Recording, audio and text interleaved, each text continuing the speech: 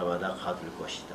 또 예수 믿는 사람들에게 위협을 가할 것이다. 이런 두려움을 가지고 있었습니다. 이 제자들의 이 두려움은 지금 우리들이 동일한 두려움 속에 우리가 살고 있다고 볼 수 있어요. 우리가 지금 세계 정세를 바라보면 정말 여러 가지 좀 걱정이 많이 돼요. 지난번에 우리 선교사님을 통해서 이슬람의 이렇게 성장하는 걸 보면서 굉장히 걱정이 돼요. 이게 어떻게 될 것인가. 또 최근에는 뉴에이지나 프리메이션의 이런 세력들이 아주 얼마나 세력이 강하게 퍼져나가는지, 지금 전 세계 경제와 정치를 쥐고 있는 것이 프리메이션이고 뉴에이지입니다.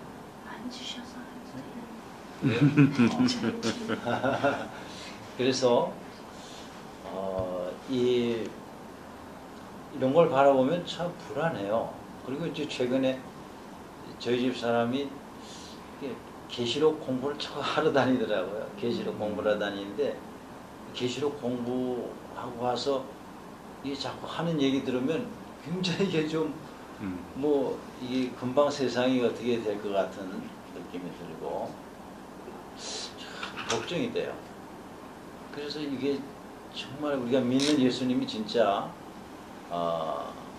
모든 문제를 해결하신 분이 맞는가 이런 생각이 들기도 하고, 기독교인 수는 점점 줄어들어가고 있고 모슬렘 시장처럼 들어가고 있고 불신자들이 세상을 다 쥐고 쥐락펴락하는 것 같이 보이고, 세계 경제를 움직이는 것이 그리스도인들이 이걸 잘 움직여 나가야 되는데 우리 그리스도인들의 사업이 이게 어떤 진짜 예수 믿으면 잘 된다는 말은 되는데 실제는 그것도 안 되고 있잖아요. 그러니까 이게 이 두려움과 걱정이, 제자들도 그렇게 3년 동안이나 예수님을 따라다니면서 그렇게 다 봤잖아요. 죽은 자도 살리고 먹을 문제도 다 해결했잖아요. 사흘 동안 굶었는데 예수님이 보리떡 2개, 물고기 2마리 가지고 5,000명을 먹이고도 남니다. 그때는 사람들이 예수님은 모든 문제 해결한 분이다. 이제는 우리 이제 걱정은 다 끝났다. 그런데 그 예수님이 그건 십자가 돌아가시고 말았잖아요. 십자가 돌아가신 다음에는 또 부활한다는 말을 믿어지지가 않는 거예요. 왜냐하면 어떻게 살아나느냐면 도대체가 예수님. 그래 이제 제자들이 그 부활하신 예수님을 두 번이나 만나고 세 번째 만나도 이 마음에 불안이 없어지지 않아요. 불안이라는 것은 불신앙이라 쉽게 말해요. 걱정하지 않아도 될 일을 자꾸 걱정하는 게 불안으로 나타나는 거예요. 이 불안이 한두 번 하는 건 괜찮은데 이게 자꾸 반복이 되다 보면 이게 이제 병으로 되는 겁니다. 이게 어떤 한 생각에 자꾸 잡히는 것이 그게 어떤 정신적인 이런 질환으로 나타나는 불안, 이게 자꾸 누적되다 보면 이게 이제 우울적으로 발전이 되는 거죠. 그래서 예수 믿는 사람들이 이제는 여기에 대해서 우리가 빨리 해답을 찾아야 돼요. 발견하셔야 돼요. 이 불안, 염려, 걱정. 요즘 젊은 아이들이 결혼하면 애를 안 낳는다는 겁니다. 애를 왜 안 낳죠? 애 하나 키우려면 2억이 들어간다는 거예요. 날서부터 키워가지고 공부 다 가르쳐가지고 집장가 다 보려면 돈이 2억이 들어가니 이게 도대체 계산이 안 나오는 것이라 이게. 그러니까 애를 낳을 수 없는 거예요. 애 낳아가지고 어떻게 키우냐. 근데 요즘 아이들이 애를 잘 안 낳잖아요. 이런 여러 가지 상황을 바라보면 우리가 읽는 성경하고 현실하고는 이게 잘 연결이 잘 안 되는 것 같아요. 불안이 이게 계속 반복이 되는 것이죠. 저는 왜 불안이 생기는가를 가만히 보니까 우리는 불안 안 해야 될 일을 불안해하고 있다는 것을 성경을 읽으면서 제가 깨닫게 됐어요. 요셉이 창세기 37장부터 45장 사이에 보면은 요셉의 사건이 나왔는데 요셉이 형들에게 팔려가지고 노예 생활을 했잖아요. 근데 13년 만에 노예로 팔려서 13년 만에 애굽의 총리가 됐어요. 이건 요셉의 능력이 있어서 그게 아니라 요셉이 여호와께서 함께 하심으로 형통하는 축복을 받다 보니까 그렇게 감옥에 들어갔다가 감옥에서 이렇게 꿈 해석을 해주고 총리가 돼가지고 총리가 된 이후에 바로의 꿈 해석해준 대로 흉년이 7년 동안 드는 동안에 풍년이 7년 들고 나중에 흉년이 7년 동안 드는 동안에 그 주변국에서 다 쌀을 사러 온 거죠. 쌀을 사러 왔는데 거기 보니까 자기를 팔아먹은 형들이 왔다 이 말이. 그러니까 요셉이 이게 이제 감정을 이제 잘 다스려 가지고 이제 보니까 형들이 왔는데 이 형들은 감히 요셉을 알아보지 못하고 이제는 그 두려움 가운데 이제 총리가 부르니까 따로 불러서 뭐 이렇게 하니까 또 니들이 정탐꾼이 아니냐 그러니까 이게 막 그냥 당황이 돼가지고 그래가지고 이제 막 시몬을 갖다 가두기도 하고 막 그리고 네 막내 동생을 데려와라 막 이런 일이 자꾸 벌어지니까 이 형들은 지금 이게 막 얼마나 불안한지 몰라. 근데 요셉이 볼 때는 이 사건이 불안한 사건이 아니거든. 이게 형들을 만났으니 어떻게 이 형들을 만나서 이 과거에 이런 앙금들을 풀어내면서 어떻게 이 만남을 정말 효과적으로 이것을 잘 해나갈 것인가. 이런 이제 여러 가지 요셉은 궁리를 많이 하면서 형들과 이제 극적인 만남을 이제 계획을 하고 행복한 고민이지요. 요셉을 볼 때는 이건 불안한 일이 아니야. 걱정스러운 일이 아니야. 근데 형들은 이게 어마어마하게 불안한 것이라. 근데 이걸 가지고 이제 자기 아버지 야곱한테 가서 얘기를 했어. 이 막내 베냐민을 데려오지 않으면 우리 쌀을 못 삽니다. 아 그래 뭐 야곱이 이게 또 죽을 지경이라 요셉도 잊어버렸는데 그 동생 베냐민까지 잃어버릴 상황이 되어 버렸으니까 그러니까 이게 뭐 얼마나 불안한지 몰라. 하나님 살아계시면 어째 이런 일이 있습니까? 우리 요셉도 죽고 또 베냐민도 잊어버릴 상황이 됐으니까 이게 얼마나 불안한지. 근데 이 요셉이라고 하는 입장에서 보면 그건 불안할 일이 아니라 우리는 어떤 상황에서 불안해하느냐? 형들과 야곱의 입장에서 불안해하는 거예요. 전체적인 사건을 객관적으로 보면 그거는 행복한 사건이라. 그 하나님께서 우리에게 주신 사건들은 우리를 불안하게 하려고 하고 우리를 힘들게 하려고 하고 우리에게 뭐 이렇게 뭐 어렵게 하려고 사건 주신 것이 아니라 행복한 사건을 만들어 가는 과정 속에 이런 불안한 것처럼 보이게 되는 그런 상황이 벌어진 것이죠. 그래서 우리가 이런 불안 속에서 떨지 말자. 그리고 예수님께서 사도 바울을 통해서도 우리에게 염려하지 말아라. 베드로 사도를 통해서 너 염려를 주님께 맡겨버리라. 요한복음 16장에 14장에도 보니까 너희 근심하지 말라. 마음에 근심하지 말라. 하나님을 믿으니 또 나를 믿으라. 그게 믿음을 우리에게 말씀하시는 거죠. 근데 이런 불안 속에서 우리는 어떻게 불안의 문제를 해결할 것이냐, 두려움 문제를 어떻게 해결할 것이냐, 오늘의 말씀에 해답이 있어요. 오늘의 말씀 가운데 해답이 있다.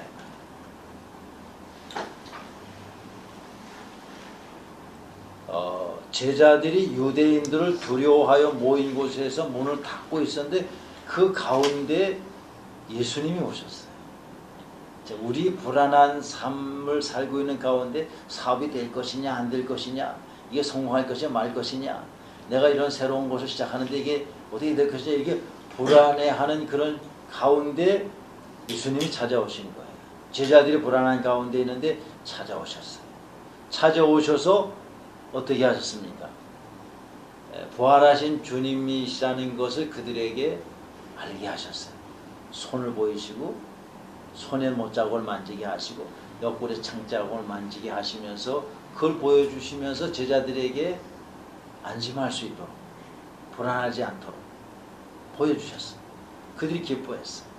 그러면서 예수님이 하신 말씀이 뭐냐면 너희에게 평강이 있을지. 평강. 뭐 여기 이제 성경에는 뭐 평안이 있을지어다, 평강이 있을지어다, 평화가 있을지어다. 영어로 보면 그냥 peace라. 평화가 있을 것이다. 근데 이 예수님의 이 말씀이 어떻게 우리가 받아들이느냐가 우리의 문제를 해결하는 그 여건이 되는 것입니다. 그러니까 그 예수님의 말씀은 히브리서에 있는 말씀처럼 4장 12절에 살아있는 말씀이다. 이 말씀은 천지를 창조하신 말씀이다. 말씀으로 천지를 창조하신 말씀입니다. 그 말씀은 죽은 지 나흘 된 나사로를 무덤에서 나오게 하신 말씀이라. 죽은 지 나흘이 된 나사로에게 나사로야 나오느라 그랬더니 배를 동이채 나왔다 이 말이에요. 그 말씀의 능력이 어느 정도냐? 죽은 자를 살리는 말씀이다. 그런데 예수님의 말씀이 직접 하시는 말씀도 그런 위대한 능력이 있지만은 그 예수님의 이름으로 말씀을 전할 때도 그런 역사들이 일어났는데 사도행전 3장에 보면은 베드로가 제9시에 기도하러 성전에 올라가다가 성전 묘문에 앉아있는 난 때부터 안전병이 된 40년 된 안전병에게 말했어요. 뭐라고 말했죠? 나사렛 내게 있는 건 내게 주노니 나사렛 예수 이름으로 일어나 걸어라. 도대체 의사가 생각할 때는 있을 수 없는 일이죠. 날 때부터 안전병이 어떻게 일어납니까? 그런데 이 베드로가 성령 받은 베드로가 예수 그리스도의 이름으로 일어나 걸어라. 그랬더니 그 예수님의 이름으로 말한 그 말씀이 그 안전병이를 일으켜 세웠다. 우리가 성경의 말씀을 통해서 우리에게 평안이 있을지어다. 불안에 떨고는 우리들에게 와서 평안이 있을지어다 라고 말씀하시면 그 말씀이 나에게 받아들여질 때 그게 내게 평안이 오게 되는 겁니다. 우리 이성적 판단이 가지고 되는 것이 아니라 하나님의 살아계신 말씀을 믿을 때 너에게 평안이 있을지어다. 그건 평안이 있는 거예요. 말씀을 믿고 받아들이는 것대로 우리에게 평안이 오는 것입니다. 지금 불경기가 사업이 이렇게 불경기가 오래 지속되잖아요. 우리 기독 크리스찬 환경 산업인들이 물론 내 자신도 불안한 문제를 해결해야 되겠지만은 물론 그 증거를 먼저 주실 것입니다.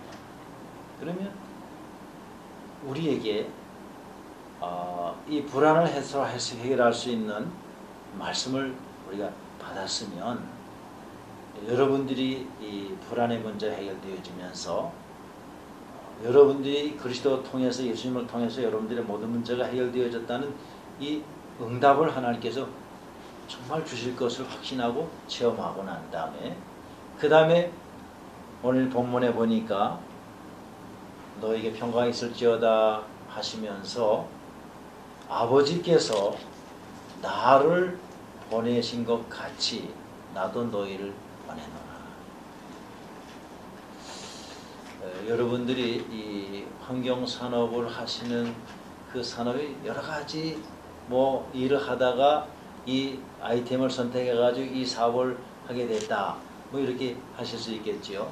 그런데 오늘 말씀 보면 여러분들을 이 분야로 보내신 분이 예수님이라는 사실을 인정하고 믿으세요. 아멘. 이 사업을 하게 하신 분이 하나님이시다. 아버지께서 나를 세상에 보낸 것처럼 나도 너희를 보내노라. 어디로 보내느냐? 환경산업 분야로 여러분들을 보내신 것이다. 그럼 왜 여러분들을 이 환경산업 분야로 보내셨을까? 왜 이 환경산업 분야로 보내셨을까? 이 취약하고 이렇게 좀 어려운 분야 속에 여러분을 보내셨을까? 이유가 있지요. 예수님께서 여러분들을 찾아오셔서 너에게 평강이 있을지어다. 이 말씀을 통해서 여러분들의 문제를 해결하시고 여러분들이 이 말씀을 가지고 환경산업 분야로 가셔서 이 말씀을 그들에게 주라고 그래서 여러분을 보내십니다. 이게 조금 이제 우리가 실감이 나지 않을 수 있지만은 분명히 하나님께서 여러분들을 내가 보내노라.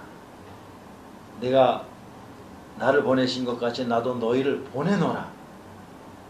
우리 가정으로 보내실 것이고 내 이 사업 분야로 보내실 것이고 또 여러분 주변의 많은 사람들에게 불안에 떨고 있는 사람들에게 문제 속에 빠져 있는 사람들 속에 문제 해답을 찾지 못하고 불안해 있는 사람들 속에 여러분들을 보내시는 것입니다.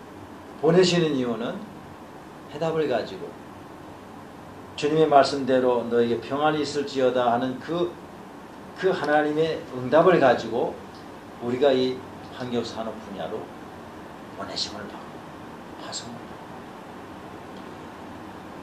이것을 모르고 우리가 이 분야에서 사업을 하게 되어지면 사실은 응답을 받기가 어렵습니다. 보내신 이유를 알고 이 사업 분야에 내가 하나님께 왜 보내신지를 알고, 그래서 이 사업에 우리가 매진할 때 하나님 응답을 주시지요. 근데 하나님께서는 언제든지 보내시기 전에는 말씀을 주셔서 보내는 것입니다. 그냥 보내시는 것이 아니라 말씀을 주셔서 보내십니다. 우리가 그 말씀을 먼저 받고 응답받은 증거를 가지고 우리를 보내십니다. 그러면서 오늘 그 다음에 보니까 이 말씀을 하시고 22절에 보니까 그들을 향하사 숨을 내쉬면서 이르시되 성령을 받으라. 주님, 내가 가서 이 얘기를 아무리 해도 저 사람들이 받아들이지 않을 것입니다. 내가 간다고 저 사람들이 제 말을 받아들이겠습니까? 이제 그게 누구의 고백이냐면 모세의 고백이라. 모세가 하나님께서 너는 바로에 가서 이스라엘 백성들을 보내라고 말해라. 그리고 이스라엘 백성들에게 가서도 하나님이 스스로 있는 자가 이렇게 하실 것이다 라고 말을 해라. 그래 말씀하셨더니 이 모세는 아니, 제가 가서 말한다고 그 사람들이 그 말을 받아들이겠습니까? 바로가 그 말을 받아들이겠습니까? 백성들이 이렇게 나를 받아들일 수가 있겠습니까? 내 힘으로는 도저히 안 됩니다. 이것이 이제 모세의 고백이었지만 우리들의 고백이 돼요. 주님, 나를 보내신 환경산업 분야에 보냈는데 내가 가서 예수님을 믿으면 당신의 사업이 잘 된다고 말하면 저 사람들이 받아들이고 믿겠습니까? 이게 똑같은 고백이라. 그래서 오늘 예수님께서 우리에게 그래, 내 힘으로는 안 되지만은 그렇기 때문에 내가 너에게 성령을 받으라. 성령 받고 가면 된다. 성령의 충만함을 받고 가시면 된다는 것입니다. 그래서 사도행 1장의 4절부터 8절에 보니까 예루살렘 떠나지 말고 아버지 약속하신 것을 기다리라. 몇 날이 못 되면 너희가 성령을 세례받을 것인지 성령이 너희에게 임하시면 너희가 권능을 받고 그리고 땅 끝까지로 내 증인 될 것이다. 성령을 받으라. 이 말씀은 오늘 예수님께서 우리의 무능함과 연약함과 우리의 부족한 걸 아시고 그래서 우리를 성령을 주셔서 보내시는 겁니다. 하나님의 약속이지요. 증인이 되리라. 1장 8절에 증인 되리라 하시는 이 말씀은 우리 보고 증인이 되라는 말씀이 아니에요. 증인이 될 것이다. 이것은 주님의 의지입니다. 여러분들이 내가 증인 되겠다 그런 것이 아니에요. 예수님께서 우리에게 너는 증인이 될 것이다. 증거를 줄 것이니까 그 증거를 가지고 가서 그 현장 속에 예수 그리스도의 증인으로 네가 보냄을 받는 것이다. 증인 될 것을 우리에게 약속하신 것입니다. 그게 우리가 받을 응답이죠. 성령의 충만함을 받고 우리가 이 분야 속에 가서 예수님께서 하신 말씀을 전하는 것입니다. 불안에 떨고 있는 사람들에게 전하는 것입니다. 그들에게 주님의 말씀을 전해서 당신들이 불안할 것이 없습니다. 그리스도께서 당신과 함께 하시면 당신들의 모든 불안한 문제는 그리스도께서 해결하셨습니다. 이것을 말하는 거예요. 그 사람들이 받아들이건 안 받아들이건 믿든 안 믿든 우리는 그 말씀을 전할 책임을, 사명을 받은 것입니다. 보내심을 받은 것이죠. 사도 바울께서 로마로 갈 때에 유라굴로라고 하는 배를 타고 갈 때에 알렉산드리아 배를 타고 가면서 그 지중해에서 굉장히 풍랑에 시달리게 됐어요. 14일 동안 풍랑에 시달렸어요. 뭐 하루도 아니라 14일 동안 풍랑에 시달리는 이 276명의 사람들에게 사도 바울이 뭐라고 그랬습니까? 어젯밤에 나와 함께 하시는 하나님께서 당신들에게 말씀하셨습니다. 이렇게 풍랑이 아무리 심해도 당신들의 생명은 하나도 손상받지 않습니다.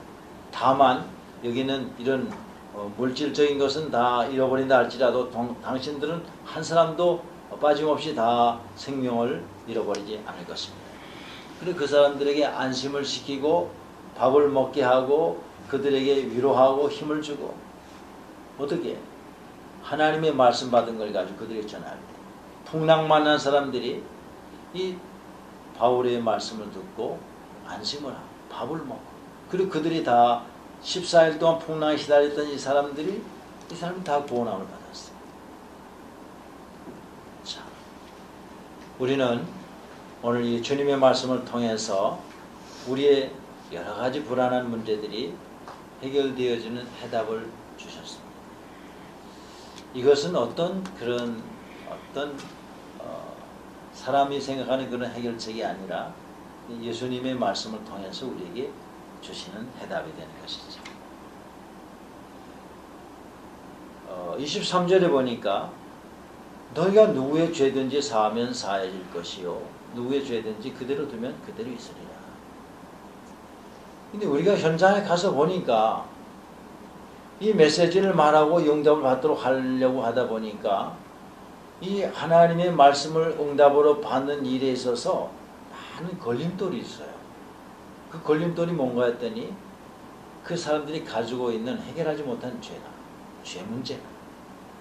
그래서 이 사업이나 나라에나 개인이나 가정에 이런 여러 가지 문제, 사건, 또 나라의 재앙, 저주 이런 것들이 오는 것들은 전부 죄 문제 때문에 오는 것입니다. 죄 때문에. 2년 전 벌써 우리 일본에 쓰나미가 오지 않았습니까? 그 쓰나미가 오는 이유를 우리는 여러 가지 자연적 현상이라고 보지만은 우리는 그렇게 영적으로 그렇게 보지 않습니다. 이 일본에는 800만 귀신이 있어요. 귀신이 800만 귀신이라. 가서 보면은 골목마다 신사가 있어요. 귀신 모시는 신사가 있어. 그래서 이 사람들이 불안하면 가서 신사 앞에 절을 하고 하는 것입니다. 그래서 이 어린 아이들도 학교 가다가 그 신사 앞에서 절을 하고 가는 거죠. 그러니까 얼마나 익숙해 있는지 몰라요. 우상 섬기는 것이 얼마나 익숙한 그런 분위기 속에 살다 보니까 이 사람들은 그게 생활이 되어 있는 거죠. 이게 죄라고 하는 것이 느껴지지 않는 것입니다. 우상 숭배하고 귀신 섬기는 이것이 그들은 너무 자연스러운 것, 너무 편안한 것이다. 그래서 우리나라 사람들도 불교를 믿지는 않지만은 절에 가면은 산에 가서 절에 가면 그 절간에 가서 그 절간에 가기만 해도 마음이 편하다는 것이죠. 그 이유는 무엇인가 하면은 익숙해져요. 우리나라가 오랜 세월 동안 그런 생각 속에서 삶 속에서 익숙해져 있는 것이죠. 이런 죄 때문에 우리 나라의 재앙과 저주가 오고 이 죄 때문에 또 우리의 가정에도 문제가 오고 사업에도 문제가 오는 것이죠. 근데 사실은 이런 문제가 올 때마다 우리는 그때 여러 가지 하나님 앞에 기도가 달라집니다. 하나님 이 문제 좀 해결해 주십시오. 어려움을 해결해 달라는 그 기도를 많이 하지요. 근데 사실은 그 문제가 오는 근본 원인 속에는 근본적인 것이 있는데 근본적인 것은 죄입니다. 죄. 이 죄 문제가 해결되지 않으면 이게 근본적인 그 문제가 해결되지 않는 것이죠. 오늘 아침에 어떤 목사님이 어깨 통증이 굉장히 심해가지고 어디를 찾아가느냐 했더니 통증 클리닉에 찾아갔다는 거래요. 통증 클리닉에 찾아갔더니 주사를 한 대 딱 놨더니 그 통증이 아주 깨끗이 사라졌다는 거예요. 그래서 또 다른 목사님이 그 통증이 사라진 거는 일시적인 것이다. 얼마 지나면 그 통증은 다시 온다. 그러니까 통증 클리닉 가서 통증을 해결하는 주사 맞고 하는 것은 그건 일시적인 것이라 근본적인 원인은 그냥 남아있다. 근본적인 원인을 해결해야만 그래야 우리 통증이 계속 사라지는 것이지 일시적으로 주사 맞아가지고 통증이 사라지는 것은 일시적인 것이다. 그러니까 우리 그 사업이나 우리 나라이나 개인에게 오는 여러 가지 고통과 아픔이 오는 문제들은 근본 원인을 해결해야 돼요. 죄 문제를 해결해야 돼요. 이 죄 문제를 어떻게 해결하느냐? 오늘 여기 보니까 누구의 죄든지 사하면 사할 것. 이건 우리가 죄를 사한다는 것이 아닙니다.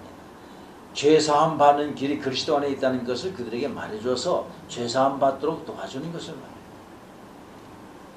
인간은 누구도 죄를 사할 능력이 없어요. 그러나 우리의 죄 문제 해결하신 그리스도를 그들에게 말해주고 그리스도 예수 안에 있으면 결코 정죄함이 없나니 로마서 8장 2절에 보니까 예수 안에 들어오며 예수께서 우리의 죄 문제를 위하여 십자가 죽으시고 벌하시던 그 사실을 믿고 받아들일 때 우리 죄 문제 해결돼. 이 죄가 해결되어져야 근본적인 문제 해결되어질 때에 우리에게 오는 여러 가지 재앙과 저주의 문제들이 해결되어질 수가 있는 것입니다. 그래서 우리가 현장에서 가서 이 복음을 전할 때 그들에게 이 복음 듣고 이 하나님의 말씀대로 응답받지 못하게 하는 걸림돌을 우리가 제거해 줘야 되는데 그것이 죄 문제를 해결하는 것입니다. 그래야 그들이 이 재앙과 저주 속에서 벗어날 수가 있다. 이것이 오늘 우리 산업인들, 환경산업인들에게 주시는 하나님의 불안을 해결하는 해답이 되는 말씀입니다. 주님의 말씀이 너에게 평안이 있을지어다.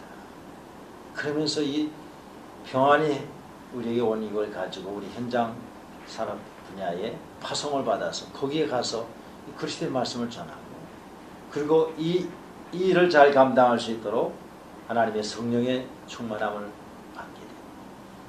그래서 성령이 너에게 임하시면 너희가 권능을 받고 땅끝까지 이르러 증인되리라는 말씀대로 우리가 이 말씀 따라서 현장에 가서 이 복음을 전하게 되죠. 이 현장 속에 있는 근본적인 하나님의 응답받지 못하게 역사는 이 죄 문제를 복음을 통해서 해결해 주면서 그래서 우리 자신이 이 불안 해결하는 증인이 될 뿐만 아니라 우리 환경산업 분야에 있는 모든 우리 산업인들에게 이 복음을 여러분들이 전해야 될 사명을 잘 감당하시게 되어질 때 하나님께서 여러분들의 사업에 크게 역사하실 것이고 응답받은 증인으로 여러분들을 쓰시게 되실 것입니다. 우리 셀프의 모든 회원들께서 오늘 주신 하나님의 말씀을 통해서 여러분들이 큰 응답 받으시고 하나님의 보내심 받은 증인으로 쓰임 받게 되시기를 주님의 이름으로 축원합니다. 아멘. 네, 감사드립니다. 오늘도 이 복음의 비밀들을 알게 해주셨으니 하나님의 살아계신 말씀으로 우리 모든 회원들이 이 응답을 받고 환경산업 분야에 보내심을 받아 그 현장 속에 진정한 하나님의 축복의 통로가 되게 하시고 축복의 모델이 되어지게 하여 주옵시고 하나님의 살아계심을 증거하는 증인들로 하나님 앞에 온전히 쓰임받는 사명 잘 감당하는 우리 모든 회원들이 다 되게 하여 주옵소서. 아멘. 예수님의 이름으로 기도합나이다. 아멘.